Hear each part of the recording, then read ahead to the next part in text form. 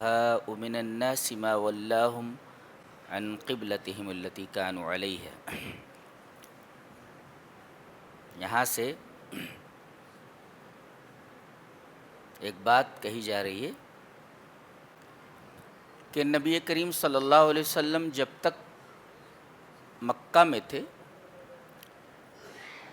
تو اس طرح کھڑے ہوتے تھے کہ کعبہ بھی سامنے ہوتا تھا اور بیت المقدس بھی، اور اصل قبلہ اور پہلا قبلہ بیت المقدس تھا.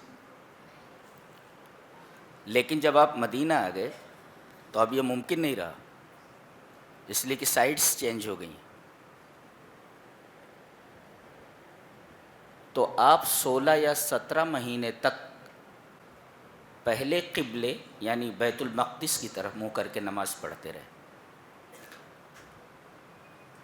لیکن آپ کی تمنا یہ تھی کہ آپ کا قبلہ، مسلمانوں کا قبلہ خانہ کعبہ کو بنا دیا جائے. دیکھیں، تمنا دل میں ہے کہ قبلہ بدل دیا جائے، لیکن آپ زبان سے نہیں کہہ رہے ہیں. قد نرى تقلب وجهك في السماء، ہم یہ دیکھ رہے ہیں کہ آپ بار بار اپنے چہرے کو آسمان کی طرف اٹھاتے ہیں. یعنی آرزو یہ ہے کہ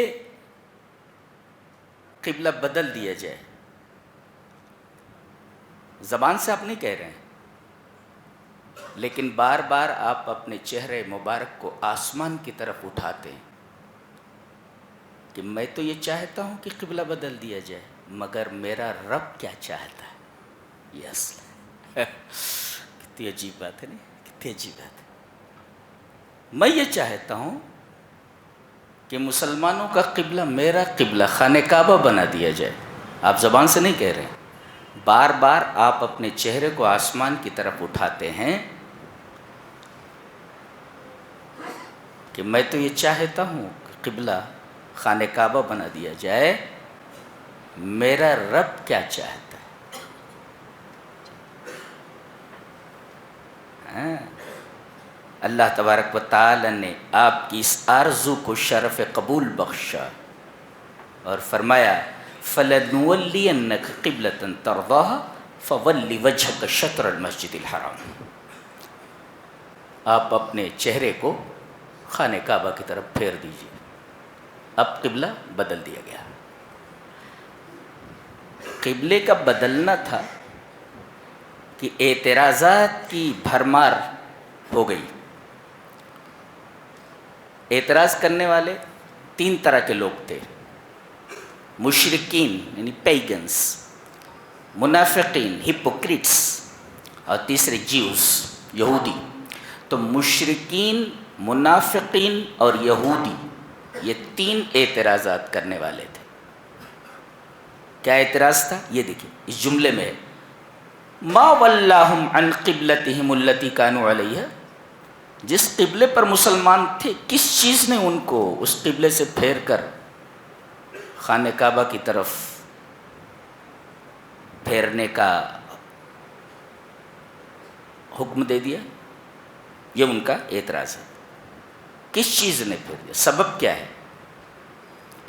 اللہ تبارک و تعالیٰ نے ارشاد فرمایا کہ ایسے اعتراضات کرنے والے بے وقوف ہیں. They are fools.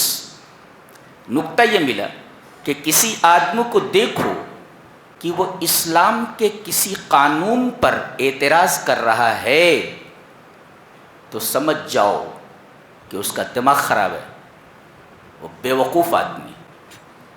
لہذا کوئی کہے اسلام میں پردہ کس لیے ہے، یو آر فول.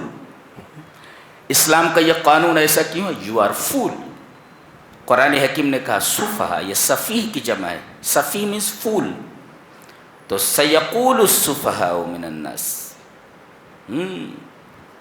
تو آپ لوگوں کو کنفیوز ہونے کی، پریشان ہونے کی ضرورت نہیں ہے کہ اسلام کے کسی قانون پر کوئی اعتراض کر رہا ہے.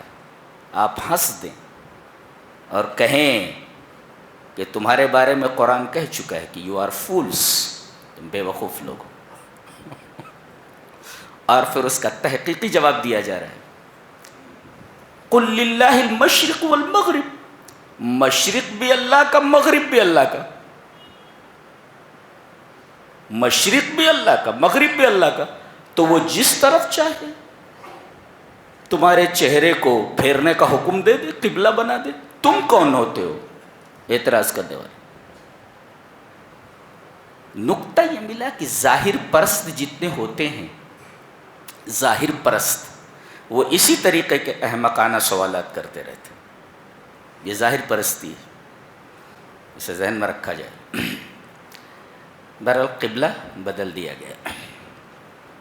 دوسرا اعتراض یہ آیا کہ جو لوگ بیت المقدس کی طرف منہ کر کے نماز پڑھتے ہوئے مر گئے، ان کو یہ قبلہ نہیں ملا، تو پہلا قبلہ غلط تھا، یہ قبلہ صحیح ہے، تو بیت المقدس کی طرف یعنی پہلے قبلے کی طرف منہ کر کے نماز پڑھتے ہوئے جو لوگ مر گئے ان کی نمازوں کا کیا ہوا؟